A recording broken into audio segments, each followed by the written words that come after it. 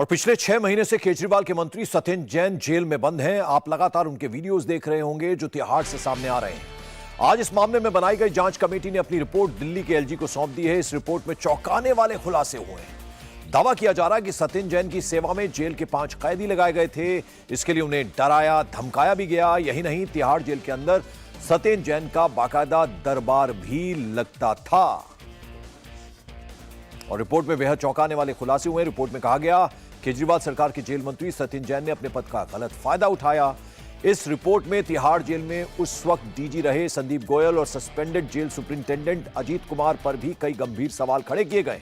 इन लोगों की मिलीभगत से सत्येंद्र जैन के लिए जेल के सारे नियम कायदे तोड़े गए थे और उसी वजह से उन्हें कई वो सुविधाएं भी मिली जो दूसरे कैदियों को नहीं मिलती।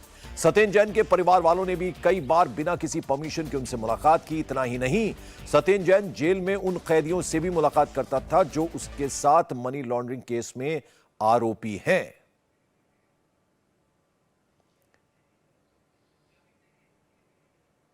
और अब जरा हम आपको एक टाइमलाइन दिखा रहे हैं। सबसे ज्यादा सत्येंद्र जैन की पत्नी, उनके बेटे और वकील से उनसे मुलाकात हुई।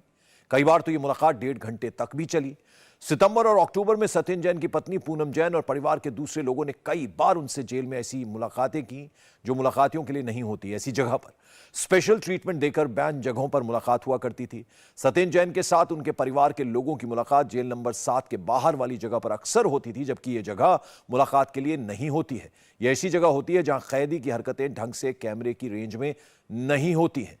उसके अलावा रिपोर्ट में यह भी कहा गया है कि सत्येंद्र जैन दूसरे कैदियों से भी बैरक में बाकायदा मीटिंग करते थे, जिसमें मनी लॉन्ड्रिंग केस में बंद दूसरे कैदी वैभव जैन और अंकुश जैन थे। ईडी की जांच के बाद जेल में बंद कैदी संजय गुप्ता और रमन भुरारिया भी शामिल हैं।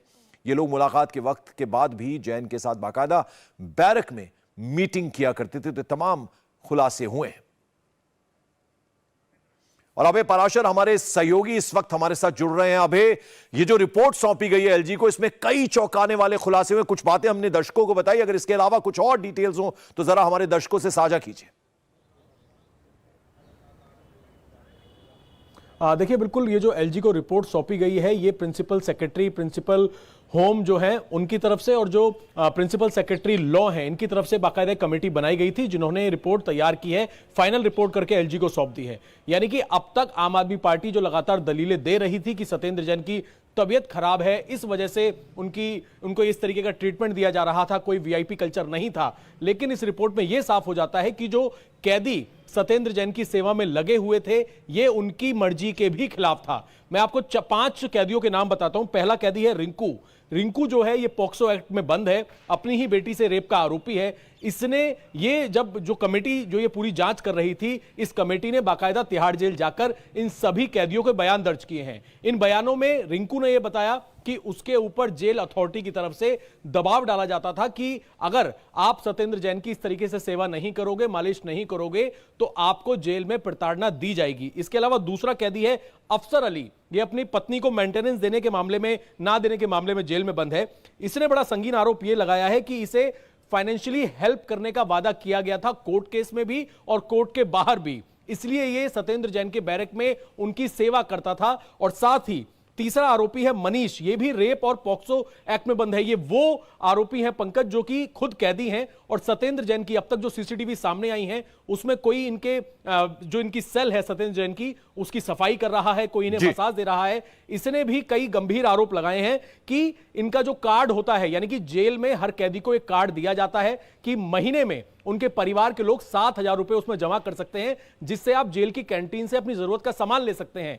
सत्येंद्र जैन, क्योंकि उन्हें जिस तरीके से वीआईपी वहां पर ट्रीटमेंट दिया जा रहा था, तो दूसरे कैदियों के कार्ड में जेल अथॉरिटी के जो लोग होते थे, चाहे वो सुपरिटेंडेंट हो या और लोग हो, वो सत्येंद्र जैन के बिहाफ पे उनके कार्ड में पैसे डालते थे और इन सभी कार्ड का इस्तेमाल सत्येंद्र जैन। मोटी बात अबे ये है कि कैसे पूरे सिस्टम को अपनी जेब में डाला जा सकता है, क्योंकि आप जेल मंत्री का प्रभाग भी आपके पास था। तो यानी वो बैन जगहें जहां सीसीटीवी रेंज में आप नहीं आते हैं, वो जानकारी जाहिर बात है जब पूरे जेल के तमाम अधिकारी और कैदियों से कैसे मिल रहे हैं, परिवार के लोग कैसे बैन जगहों पर मिल रहे हैं, यानी वो पूरा सिस्टम जेब में डाला हुआ था।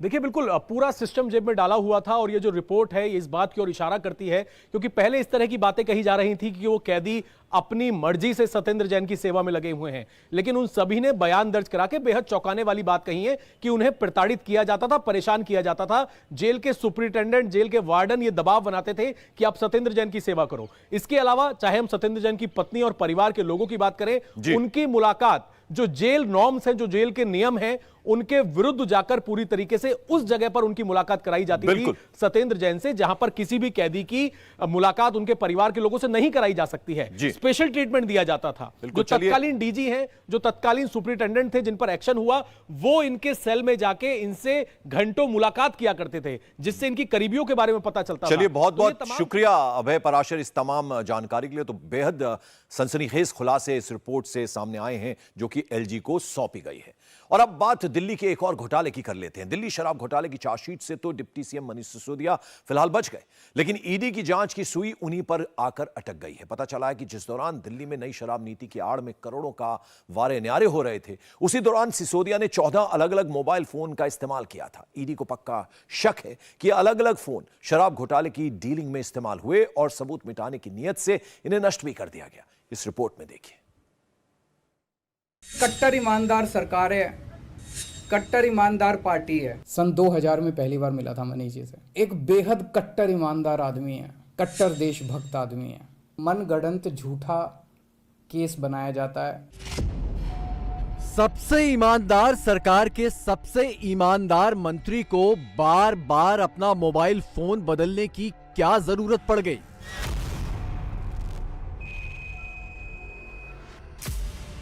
बार बार यानी 1, 2, 4 या 6 बार नहीं, बल्कि साल भर में 1 दर्जन से भी ज्यादा बार मनीष सिसोदिया ने अपने मोबाइल फोन बदले, वो भी उसी दौरान जब दिल्ली में छलकाए जाम आपके नाम पूरे शबाब पर था। यह है वो दस्तावेज जो बीते 1 साल में सिसोदिया की मोबाइल फोन कुंडली है। अलग अलग IMEI नंबर यानी अलग अलग मोबाइल फोन। 2300 करोड़ रुपए से ज्यादा के दिल्ली शराब घोटाले का मास्टरमाइंड दिल्ली के उप मुख्यमंत्री मनीष सिसोदिया को ही माना जा रहा है। हालांकि सीबीआई ने अपनी चार्जशीट में मनीष सिसोदिया के नाम का जिक्र नहीं किया है, लेकिन ईडी की जांच में एक बड़ा ही चौंकाने वाला खुलासा हुआ है, जो ये बताता है कि दिल्ली के डिप्टी सीएम दूध के धुले तो कतई नहीं है। खुलासा ये कि 1 साल के भीतर दिल्ली के डिप्टी सीएम ने 14 मोबाइल फोन बदले। जी हां, 14 अलग अलग मोबाइल फोन। सिसोदिया ने 14 अक्टूबर 2021 से 19 सितंबर 2022 के बीच करीब 11 महीनों में 14 अलग अलग फोन का इस्तेमाल किया।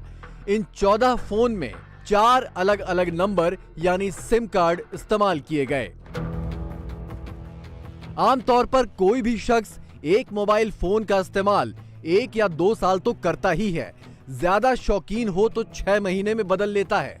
फोन गुम हो जाए या टूट जाए तो साल में 3-4 फोन भी बदलने पड़ सकते हैं।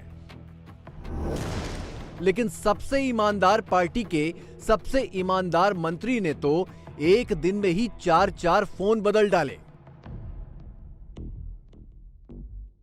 कोई भी शख्स एक दिन में आखिर 4 मोबाइल फोन क्यों बदलेगा, वो भी दिल्ली का डिप्टी सीएम। सीरिया रिपोर्ट के मुताबिक मनीष सिसोदिया ने इसी साल 20 अगस्त को 4 मोबाइल फोन बदले, जिनमें से 3 मोबाइल फोन में एक ही सिम कार्ड बारी बारी से 20 अगस्त को लगाया गया और उसके बाद उस मोबाइल फोन और सिम कार्ड का कभी दोबारा इस्तेमाल नहीं हुआ। जबकि चौथे मोबाइल में एक दूसरे सिम कार्ड का इस्तेमाल हुआ और यह भी 20 अगस्त को ही हुआ, जिसके बाद से उस मोबाइल और सिम कार्ड का आज तक फिर से कभी इस्तेमाल नहीं हुआ है।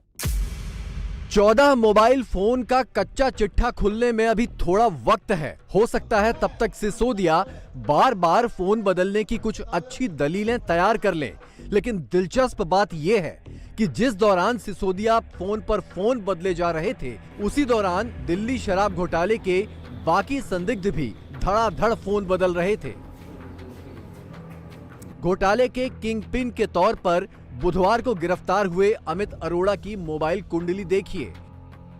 अमित अरोड़ा ने 1 अगस्त 2021 से 22 अगस्त 2022 के बीच यानी साल भर में कुल 11 मोबाइल फोन बदले और इन 11 फोन में 4 अलग अलग नंबर इस्तेमाल किए। सही काम करने वाला जो सच्चाई के रास्ते पे चलता है वो अपना एक ही मोबाइल चलाता है, और जिसको तमाम लोगों से बातें करनी है, डील करनी है, सौदेबाजी करनी है, कमीशन लेना है, घोटाले करने हैं। अब शराब माफिया से बात करेंगे तो अपने फ़ोन से तो करेंगे नहीं, वो दूसरी सिम डालेंगे, फिर एक माफिया से दूसरे माफिया से जब बात करेंगे तो उससे दूसरी सिम से बात करेंगे। तो ये जो जांच है वो सही दिशा में चल रही है, और जांच से और स्टिंग से ये साफ हो रहा है कि मनीष सिसोदिया जी ने और अरविंद केजरीवाल ने जो नई शराब नीति लाए थे उसका सिर्फ एक उद्देश्य था कि कैसे आम आदमी पार्टी के नेताओं की जेबें गर्म हो और उनको कमीशन मिले।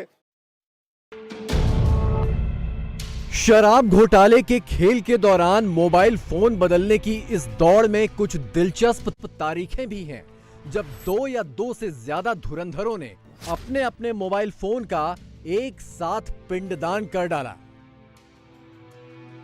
पहली तारीख है 23 जुलाई 2022 की। अमित अरोड़ा ने इसी दिन 3 फोन बदले। मनीष सिसोदिया ने भी इसी दिन अपना फोन बदल दिया और केजरीवाल के पीए विभव कुमार ने भी अपना फोन बदल दिया। 20 अगस्त 2022 को मनीष सिसोदिया ने एक के बाद एक 4 फोन बदले। अगले ही दिन यानी 21 अगस्त को अमित अरोड़ा ने अपना फोन बदल दिया। इसके अगले दिन यानी 22 अगस्त को एक और संदिग्ध कविता ने फोन बदला और ठीक अगले ही दिन यानी 23 अगस्त 2022 को इसी कविता ने 2 और फोन बदल डाले।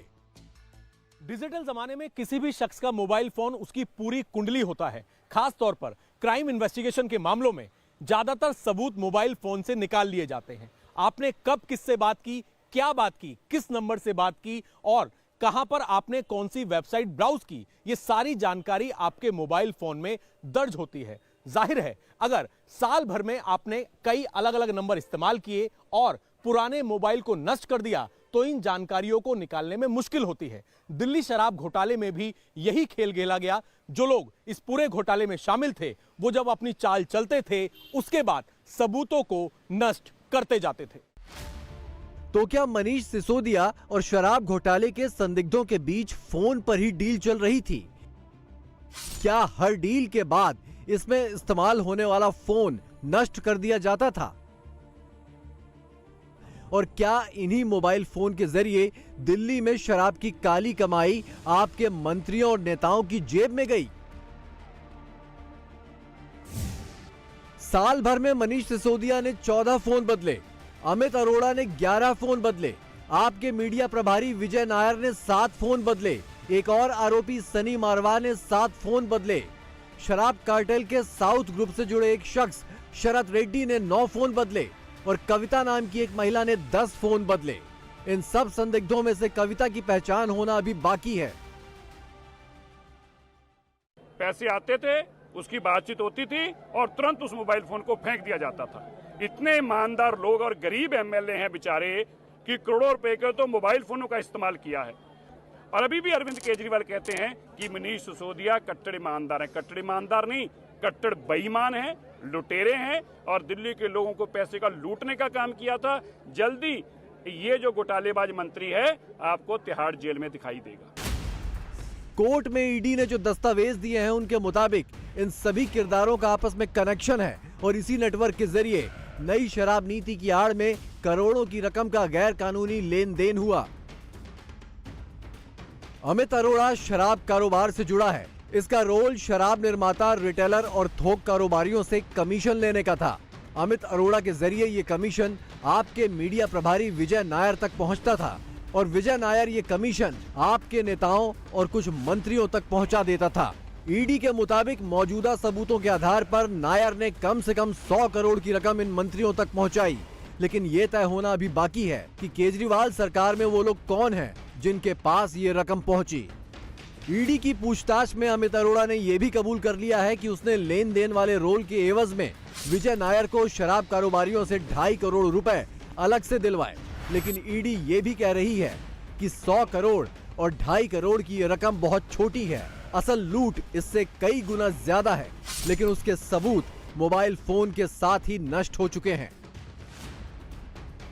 एक साल में 36 संदिग्धों ने 170 फोन बदले। इन मोबाइल फोन की कुल कीमत 1 करोड़ 38 लाख रुपए के आसपास है। 170 मोबाइल फोन में से ईडी सिर्फ 17 फोन बरामद कर पाई।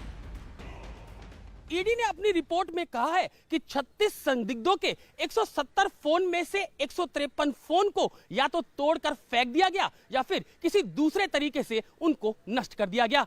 जो 17 फोन ईडी ने बरामद भी किए हैं, उनका डाटा भी पूरे तरीके से डिलीट कर दिया गया। अब ईडी इन डाटा को रिकवर करने की कोशिश कर रही है। पुरानी आबकारी नीति में थोक कारोबारियों का मुनाफा 5% था, लेकिन नई शराब नीति में इसे बढ़ाकर 12% कर दिया गया।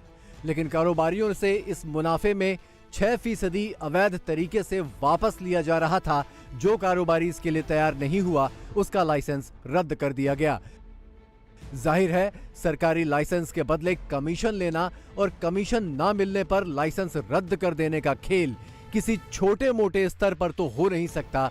इसीलिए ईडी के संदिग्धों की लिस्ट में डिप्टी सीएम और आबकारी मंत्री मनीष सिसोदिया सबसे ऊपर हैं, लेकिन पुख्ता सबूतों की तलाश अभी भी जारी है।